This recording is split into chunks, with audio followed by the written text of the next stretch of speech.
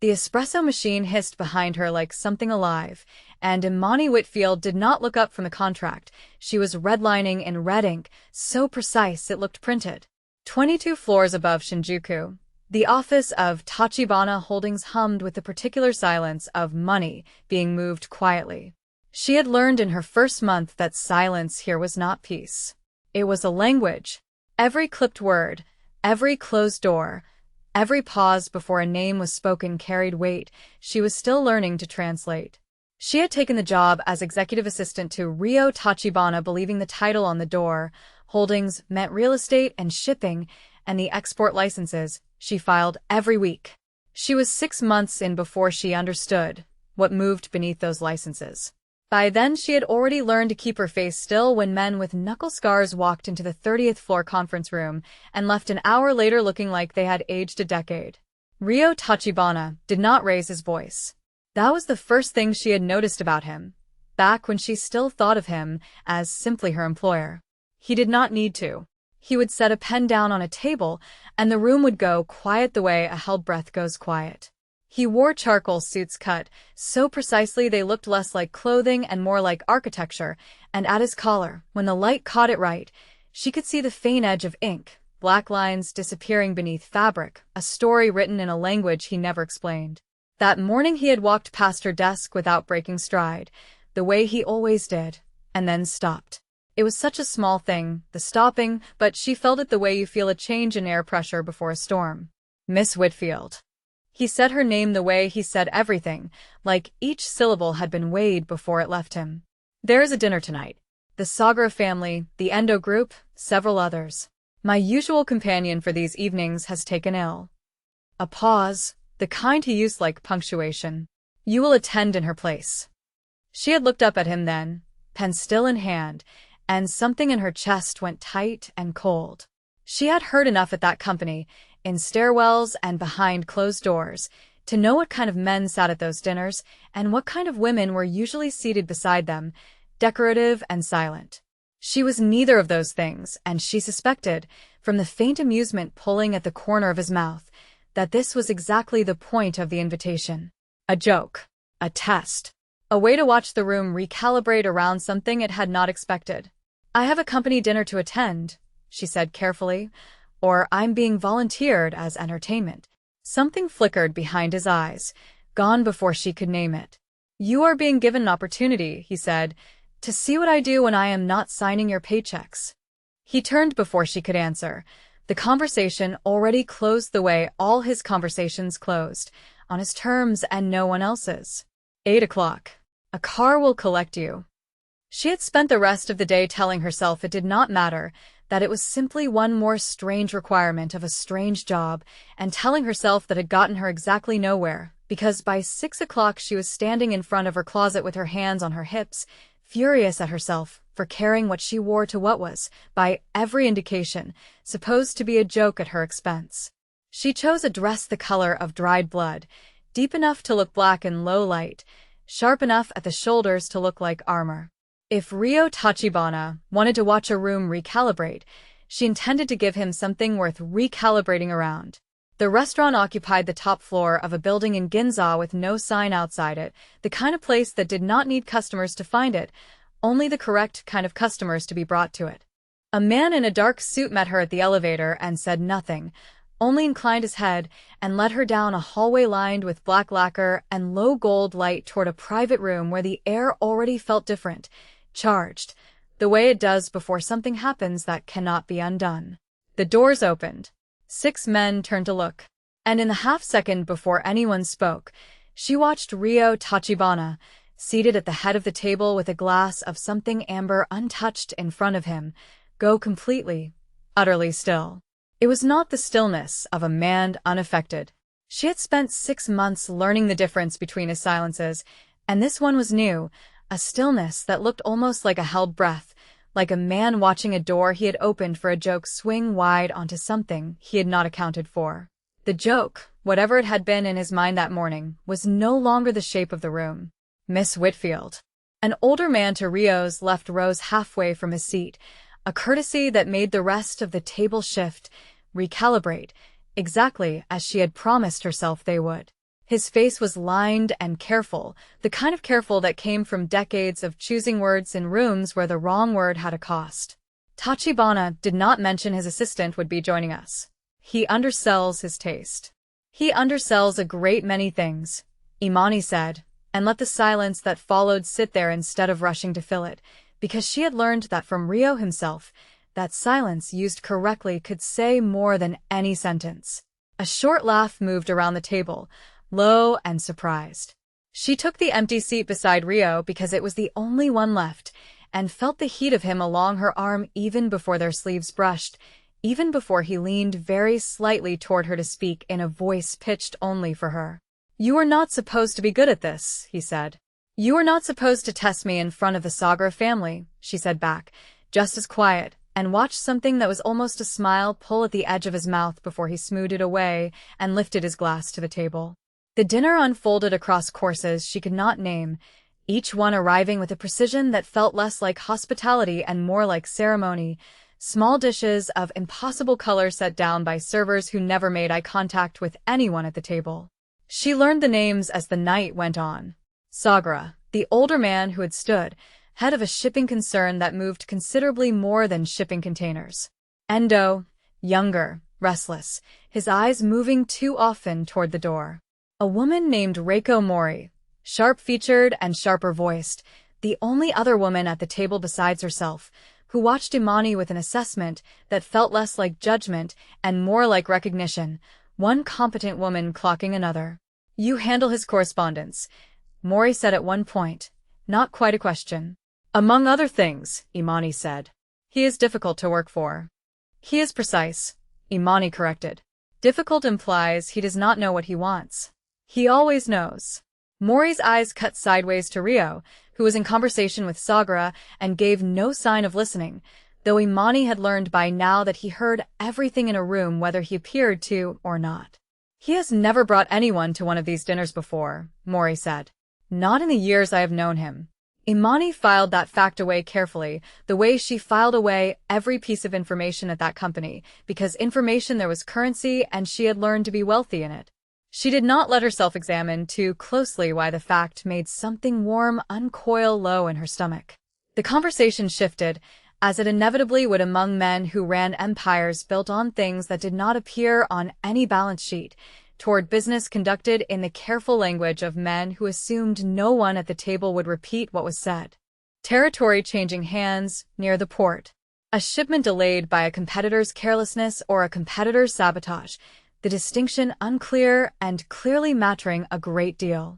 Endo's knee bounced beneath the table with a restlessness that read, to Imani, like a man sitting on something he had not decided whether to say.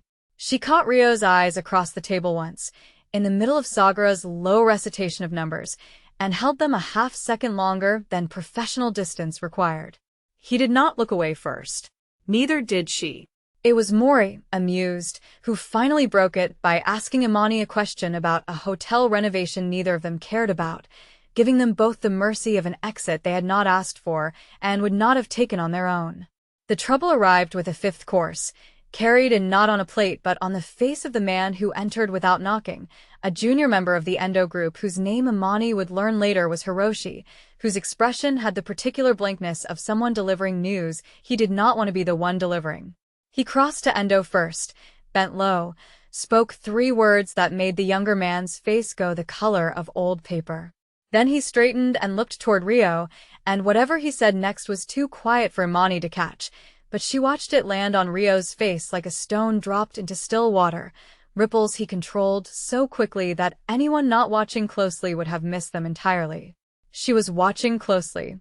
"Forgive the interruption," Rio said to the table, his voice unchanged, perfectly level, and that unchanged quality frightened her more than shouting would have. "A matter requires my attention. Miss Whitfield, you will excuse us." It was not a question, and she did not treat it as one. She rose when he rose, aware of Mori's eyes tracking the movement with new interest, aware of Sagra's careful non-reaction, the practiced blankness of a man who had learned decades ago not to react visibly to anything. Rio's hand found the small of her back as they crossed the room, not lingering, simply present, a point of contact that guided without gripping, and she told herself the warmth that spread from it was only surprise. In the hallway outside, away from the private room, Hiroshi delivered the rest of his message in low, urgent tones that Rio translated for her in 3 clipped sentences once the younger man had gone. A shipment meant for the Endo Group's warehouse near the bay had been intercepted an hour ago. Not stolen. Left deliberately in a position designed to be found, a message rather than a theft. 3 of Rio's own men, sent earlier that week to inspect the same route, had not checked in on schedule. That's not a coincidence, Imani said. No. Rio's jaw worked once, a muscle flexing beneath skin that otherwise gave away nothing. It is a provocation. Someone wants a war and wants it to look as though I started it. Who? He looked at her for a long moment, long enough that she felt the weight of some decision being made behind his eyes, whether to answer her honestly or manage her the way he managed everyone else in his orbit. There is a man Endo's family has had dealings with, he said finally. Not Endo himself. Someone beneath him, ambitious, patient. He is one of my territory near the port for 3 years. He has never had the resources to take it. Someone has apparently decided to lend him some. And you think it's someone at that table? I think, Rio said, that I invited you tonight because I wanted to watch you handle a room you were unprepared for, and instead I am about to watch you handle considerably more than that. A pause, and when he spoke again his voice had dropped into something lower, something that was not quite an apology and not quite a warning. You should go home, Miss Whitfield. This is not a joke anymore if it ever was one. You brought me into this room, she said, and heard her own voice steady in a way that surprised her, given how unsteady she felt underneath it. I'm not leaving in the middle of it because it stopped being convenient for you. Something crossed his face then that she would spend the rest of the night trying to name and failing. Not quite surprise. Not quite respect. Something closer to recognition. The way a man looks at a door he has walked past 100 times and only just noticed was never locked. Then stay close to me, he said, and do exactly as I tell you, when I tell you. She would think about that sentence for the rest of the night. The way it had sounded less like an order between employer and employee and more like something else entirely, a claim staked in the shape of a warning. They did not return to the private dining room. Rio made brief, controlled apologies through Hiroshi, something about a family matter requiring his attention, the kind of excuse that fooled no one at that table and was not meant to. Within 10 minutes they were in the back of a black car sliding through Ginza traffic, the city's lights sliding across Rio's face in long amber streaks, and Imani sat close enough to him that she could smell the cedar and something like smoke beneath his cologne, close enough to feel the tension radiating off him like heat off pavement in summer. Tell me about the warehouse, she said, because sitting in silence felt like sitting in something that might swallow her. There is nothing you could do about the warehouse. I didn't ask if there was something I could do. I asked you to tell me. He glanced at her then, something almost like surprise flickering across the careful architecture of his face, as though he had expected her to shrink from the conversation, and instead, she had leaned into it. The Port District, he said slowly, has been contested territory for longer than you have been alive. My father held it before me. Before my father, a war was fought over it that killed men whose names are still spoken with weight in certain rooms. He looked out the window at the city sliding past. I was not meant to inherit any of this. I had an older brother who was meant to carry it. He did not survive long enough to. Imani said nothing, only waited, because she had learned that with Rio Tachibana, the waiting was often more productive than the asking. There was a woman, he continued, and his voice had gone somewhere flatter, somewhere careful in the way people are careful around old wounds that have never fully closed. Before all of this, before I understood what my family truly was. Her name was Aiko. She worked in a flower shop 3 streets from where I grew up, and she did not know what I would become, and by the time she found out, it was already too late for either of us to walk away cleanly. He paused, and the pause stretched long enough that Imani thought he might not finish it. She was killed by a rival family as a message to my father. I was 23. I have not brought a woman near this world since. The car was silent except for the low hum of the engine and the distant wash of city noise outside the glass.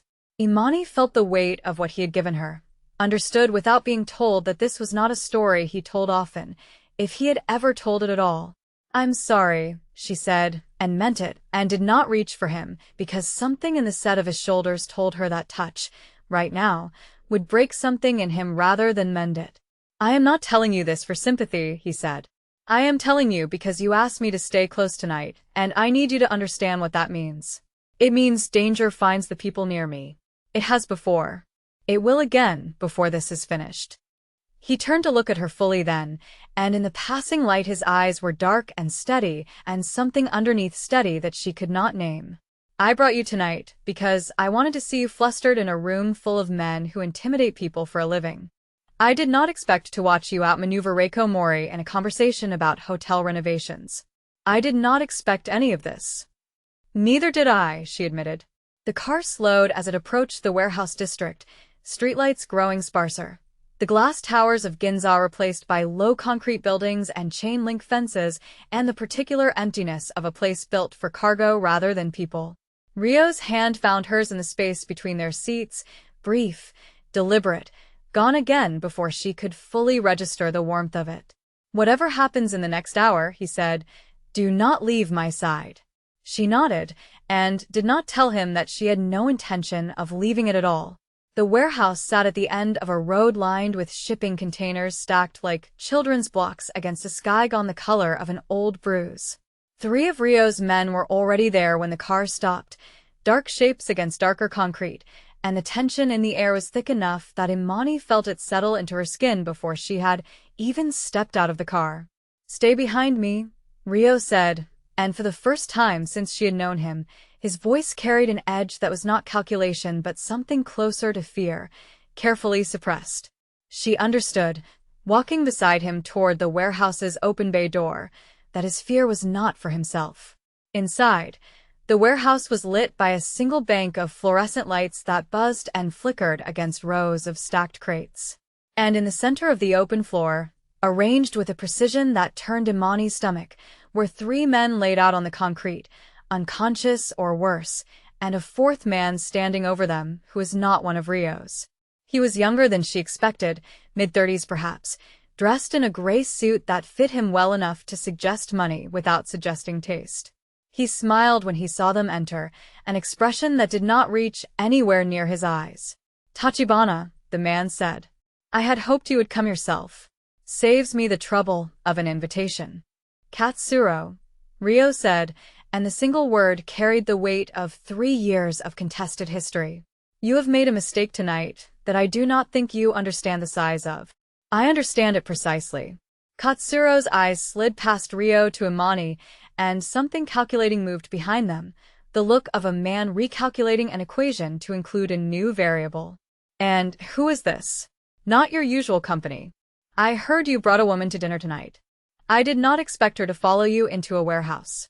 "She has nothing to do with this," Rio said, and something in his voice had gone dangerously quiet, the stillness before violence that Imani had learned. In 6 months, then a man was choosing exactly how much damage to do and to whom. "Doesn't she?" Katsuro took a step forward, and 2 men Imani had not noticed, standing in the shadows between the crates, straightened at the movement, hands drifting toward jackets in a way that made her pulse spike. "I think she has a great deal to do with this, actually. I think a man who has kept his territory sealed off from every distraction for 3 years suddenly bringing a woman to a family dinner tells me exactly where to apply pressure." Imani felt the floor of her stomach drop the way Rio had described the floor dropping when Aiko's name had first meant danger instead of just a name. She understood, in the space of that one sentence, that she was no longer a witness to this world. She was a lever someone intended to pull. She also understood, watching Katsuro's easy, confident stance, that he had made the same mistake every man in that warehouse seemed determined to make about her. He had looked at her and seen leverage instead of a person capable of deciding what happened next.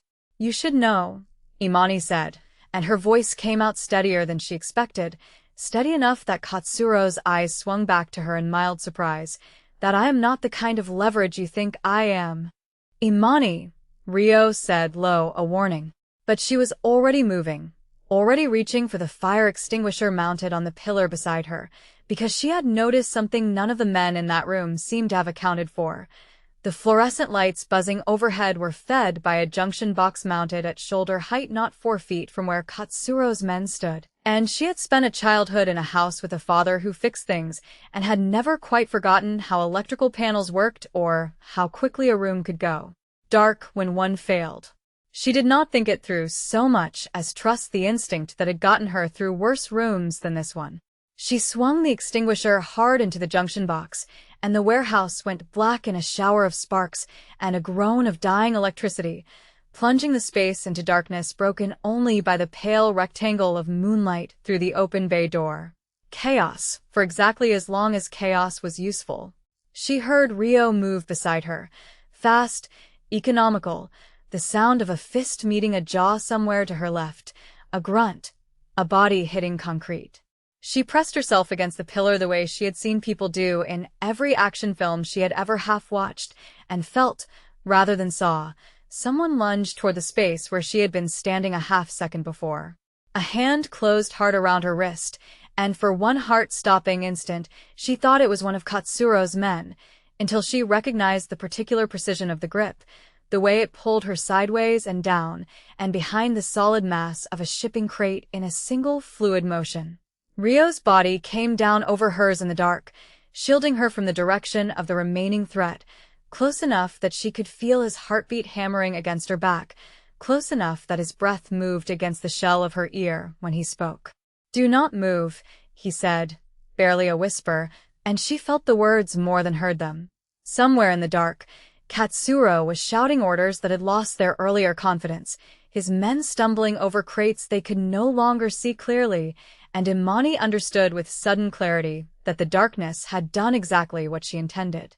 It had turned Katsuro's numerical advantage into confusion, and confusion, in a warehouse full of men who fought for a living, was the only equalizer a woman with a fire extinguisher and a working knowledge of electrical panels was ever going to get. Rio moved again, and this time she moved with him, following the pressure of his hand to her waist through the maze of crates toward the bay door, and in the strip of moonlight near the exit she saw him meet one of Katsuro's men head-on. No hesitation, no wasted motion, of violence so economical it looked almost gentle from a distance. 2 strikes, and the man was down, and staying down.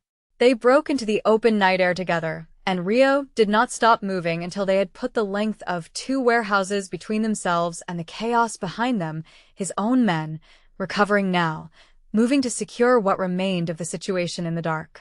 He turned to her then, chest heaving, and for the first time since she had known him, Rio Tachibana looked at her without any of his careful architecture in place, nothing controlled about his expression at all.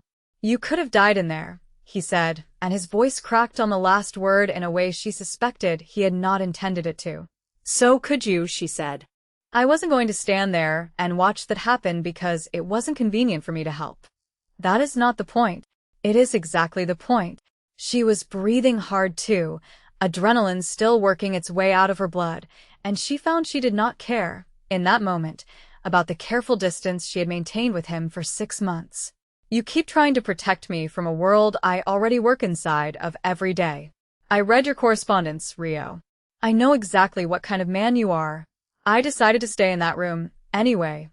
He looked at her for a long moment in the moonlight, something raw moving behind his eyes that she had never been permitted to see before, and when he spoke again his voice had dropped low, rough, stripped of every careful edge he usually kept polished. "You're the first person in years who has looked at what I am and chosen to stand closer instead of further away," he said. "I do not know what to do with that." "You don't have to know," she said. "You just have to stop pretending it isn't happening." They did not speak again until they were back in the car, the city rebuilding itself around them in glass and neon as they drove away from the warehouse district, and the silence between them was not the empty silence of 2 strangers, but the loaded silence of 2 people who had just told each other something true, and were not yet sure what to do with the truth now that it existed between them.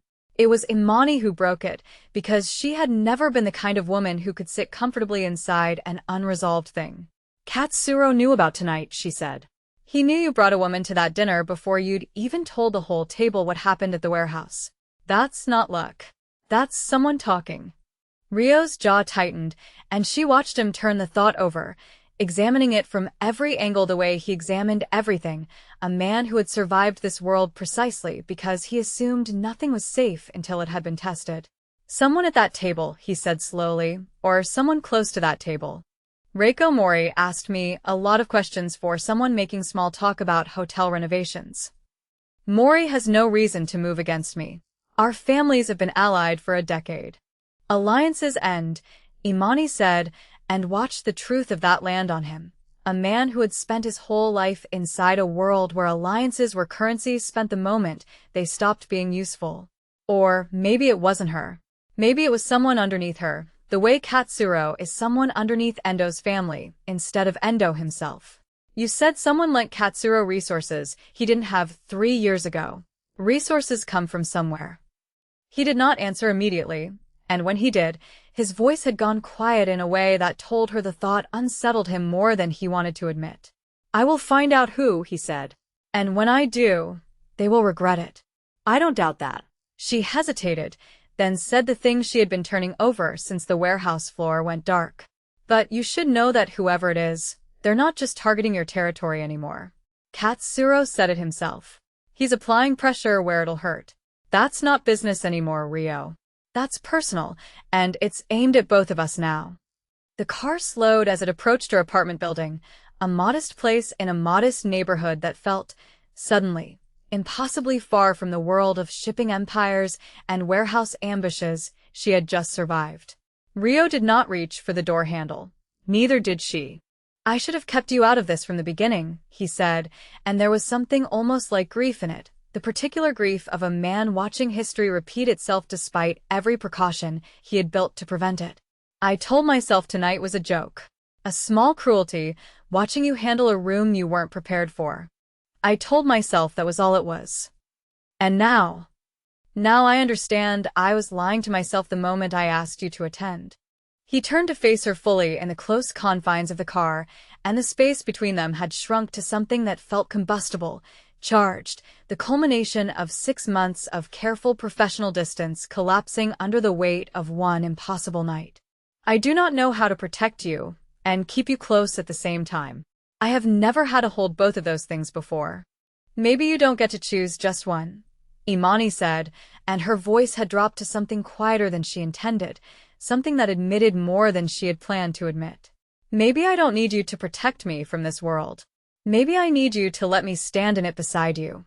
His hand came up slowly, giving her every opportunity to pull away, and settled against the curve of her jaw, his thumb tracing once along her cheekbone with a gentleness that felt entirely at odds with the violence she had watched him deliver an hour earlier. I do not know what I am offering you, he said. I do not know that it is safe or fair or anything a woman like you should want. Let me decide what I want, she said, and closed the last inch of distance between them herself. The kiss was not gentle for long. It began careful, testing, and dissolved within seconds into something that carried the full weight of everything neither of them had said across 6 months of contracts and correspondence and careful professional distance. Imani felt the warehouse's adrenaline transform into something else entirely, something that had been building under the surface of every stilled moment, every held glance, every time he had said her name like it belonged to him alone. His hand slid from her jaw into her hair, and she felt him exhale against her mouth like a man setting down a weight he had carried a very long time. When they finally broke apart, his forehead rested against hers, and for a moment neither of them spoke, the car idling outside her building while the driver, discreetly, kept his eyes forward and pretended not to exist. This changes everything, Rio said quietly. You understand that. Katsuro already suspects. Others will follow. The moment this is confirmed, you become a target in a way you were not before. I was already a target the moment I walked into that dinner, Imani said. At least now I know exactly what I'm choosing to stand next to. He studied her for a long moment, something unguarded and almost disbelieving in his expression, as though he were still waiting for her to change her mind, to retreat back into the safety of professional distance the way anyone with sense would. She did not retreat. Come upstairs, she said instead, and tell me the rest of what you didn't tell me in that warehouse. I want to know exactly what we're walking into before we walk into it together. He came upstairs, and in the small kitchen of her modest apartment, over tea neither of them finished, he told her the rest of it, the parts he had not said in the car. That Katsuro's resources 3 years ago had come, he now suspected with new and uncomfortable clarity, from someone with access to information only a handful of people possessed. That the warehouse ambush had been too precisely timed to be coincidence, information about a routine inspection reaching Katsuro's people before Ryo's own lieutenants had finished planning it. That there was somewhere close to him, someone feeding his enemies exactly what they needed to bleed him slowly rather than all at once. You think it's someone in your organization, Imani said. I think, Ryo said, turning his teacup slowly in his hands without drinking from it, that I've spent 3 years assuming Katsuro's patience was simply persistence, when it might have been information. That is a much more dangerous thing to have missed. Imani sat across from him at her small kitchen table, still in the dress the color of dried blood, feeling the night's violence and tenderness sitting uneasily together in her chest, and made a decision she understood, even as she made it, that she could not take back. Then let me help you find them, she said. No. The word came fast, harder than anything he had said all night, and she watched him catch himself, soften it fractionally. Imani, no. This is not a negotiation I am willing to have with you. Whoever this is, they are dangerous precisely because they are unseen. I will not put you closer to that danger than you already are. You didn't put me anywhere tonight, she reminded him. I put myself in that warehouse. I'll remind you I'm the one who broke the junction box while you were still deciding how to play it. Something that was almost a laugh, rough and surprised, escaped him despite himself. You are the most reckless woman I have ever allowed near my life. You didn't allow anything, she said, softer now. You invited me to dinner as a joke, and then you found out I wasn't one. The message arrived 4 days later, and it did not come to Ryo. It came to Imani, slid beneath the door of her apartment sometime in the early hours while she slept, a single photograph in a plain envelope with no note attached, because none was needed. It showed her leaving the Tachibana Holdings building 3 evenings ago, time-stamped, her face circled in red marker with a precision that made her stomach turn to ice. She did not call Ryo first. She called Reiko Mori. It was a risk, and she knew it was a risk even as she dialed the number Mori had given her at the dinner with an offhand comment about staying in touch, one competent woman to another. But something about the photograph, about its clean and deliberate cruelty, told her this was not Katsuro's work. Katsuro was reactive, aggressive, a man who solved problems by breaking things. This was patient. This was someone who had been watching her for longer than 4 days. Someone close enough to know her building, her schedule, her face well enough to photograph it without her noticing.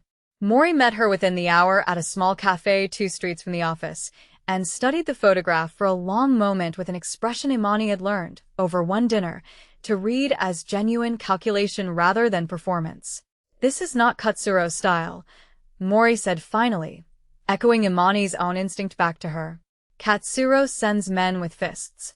This is someone who wants Tachibana to know he is being watched from the inside. This is a message meant to unsettle, not to harm. Yet, who would do this? Mori was quiet for a long moment, turning the photograph over in her hands, and when she finally spoke, her voice had dropped low, careful, the voice of a woman choosing to trust someone at real cost to herself. Endo, she said. Not the family. The son. He has resented Tachibana for years, believes the territory near the port should have passed to his family a generation ago through an old agreement Tachibana's father broke. I did not want to believe it. He is reckless, but I did not think him capable of something this patient. She met Imani's eyes. You should tell Ryo everything. Do not go to Endo alone. He is not Katsuro. He does not fight fair, and he has been planning something for longer than any of us realized. Imani understood, sitting in that cafe with a photograph of herself circled in red on the table between them, that this was the moment the story asked something of her that it had not asked before. She could go home, tell Ryo everything, Let him handle it the way he had wanted to handle everything from the beginning, wrap her in the kind of protection that kept her safe and kept her separate from the world he lived in. Or she could do what she had done in the warehouse. She could act. She chose to do both, in the order that made sense to her and not necessarily to him. She went to Rio that evening and told him everything, watched his face go through fear and fury and something that looked, underneath both, like devastation, a man watching the exact pattern of his past repeat itself in real time. But she did not let him lock her away in some safe house the way she suspected he wanted to. She insisted, with a steadiness that surprised even her, that the only way to end this was to draw Endo out into the open before he struck first, and that she was the only piece on the board he did not expect to move on her own. "You want to use yourself as bait," Rio said, and his voice had gone dangerously flat, the particular flatness of a man holding back something much larger. "I want to end this," Imani said, "before he decides a photograph isn't enough." "I've read your correspondence for 6 months, Rio. I know how Endo thinks because I've watched you think about him. He wants a confrontation on his terms. Let's give him one on ours instead." They set the trap for 3 nights later, in the same restaurant in Ginza where the entire story had begun, because Rio insisted that if Endo wanted to send a message about ownership of that world, he would answer it in the exact room where the message had first been delivered.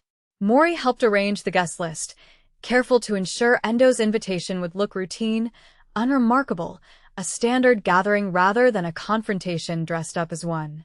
Rio's own men were positioned outside, in the kitchen, in the hallway, everywhere Endo would not think to look because Endo, for all his patience, still believed himself the only one in that room capable of planning 3 moves ahead. Imani wore the same dress the color of dried blood, because Rio had asked her to, quietly, the night before, and she understood without him explaining that some part of him needed the symmetry of it, needed to walk back into that room with her at his side, and end this exactly where it had begun. Endo arrived at 8, exactly on schedule, and if he felt any unease at the arrangement of the room, at the particular attentiveness of the staff, at the way Rio's eyes tracked him with a stillness that had nothing casual left in it, he did not show it. He took his seat with the easy confidence of a man who believed he still held every card, and it was Imani, not Rio, who dealt the first hand. "I received your photograph," she said, before anyone had touched their glasses, before the pleasant fiction of small talk could even begin to form around the table. The room went utterly silent, and she watched Endo's practiced composure flicker, just once, at being addressed directly by the woman he had believed was simply a piece to be moved. "I don't know what you mean," he said, too quickly, the words arriving before his composure had finished reassembling itself. "You do," Imani said, and set the photograph on the white tablecloth between them, her own face circled in red staring up at the ceiling lights. "You had someone follow me for at least a week before you sent it. You know my building, my schedule, what time I leave the office, and which door I use. That is not the work of a man simply making a point about old grievances over territory. That is the work of a man building a case for something worse, and I think everyone at this table deserves to know exactly what kind of man you have decided to become." Endo's eyes cut to Rio, hunting for the reaction he had expected, the furious husband or lover storming to violence on her behalf, and found instead something far more unsettling. Rio sitting perfectly still, letting her speak, letting her own the room the way she had learned to own it since the first night she walked into it uninvited. "She's not a message you get to send me," Rio said finally, and his voice had dropped into the register Imani had come to recognize as the most dangerous thing about him, quiet, absolute, final. "You mistook my restraint for weakness, Endo. You mistook her kindness for softness. Both mistakes will cost you considerably more than the territory you believed you were owed." What followed was not violence, not in that room, not with Sagara and Mori and half a dozen other careful men watching every move with the particular attention of people documenting a shift in power they would discuss for years afterward. It was worse in its way for a man like Endo. It was exposure. Rio laid out, with surgical precision, every piece of evidence his people had gathered in 3 days of quiet, furious investigation, the payments routed through a shell account, the informant inside Rio's own organization that Endo had cultivated for over a year, The photograph itself traced back to a private investigator Endo had used twice before under a different name. Endo left that room alone, without his usual escort, stripped in front of the very families whose respect he had spent years courting, and everyone at that table understood, without needing it said aloud, that his position in that world had ended the moment he stood up from his chair. Imani felt Rio's hand find hers beneath the table sometime during the unraveling, warm and steady, and understood that this time the gesture carried no warning in it at all, only certainty. Later, on the terrace of that same building overlooking a city lit gold and endless beneath them, Rio turned to her with an expression she had never seen on his face before, something unguarded all the way through, nothing careful left in it at all. "I invited you to that first dinner as a joke," he said. "I wanted to watch you flounder in a room built to intimidate people. I have never in my life been more grateful to be wrong about anything." "You weren't wrong," Imani said. "You just didn't know what you were looking at yet." "I know now," he said, and drew her hand to his lips, pressing a kiss to her knuckles with a reverence that felt like the opposite of everything violent she had watched those same hands do days before. "You are not decoration in this world, Imani Whitfield. You are the only thing in it I have ever wanted to keep." She looked out at Tokyo spread gold and glittering beneath them, at the city that had tried, in its own dangerous way, to teach her exactly what kind of woman she needed to become to survive inside it, and found that she was not afraid of the answer anymore. "Then keep me," she said, "the same way I intend to keep you. Standing beside you, not behind you." If this story kept you up past your bedtime, hit that like button and subscribe so you never miss the next one. Drop a comment telling me which line hit hardest, and tell me where in the world you're watching from tonight. There is always another dangerous man waiting in the next story, and I promise you do not want to miss him.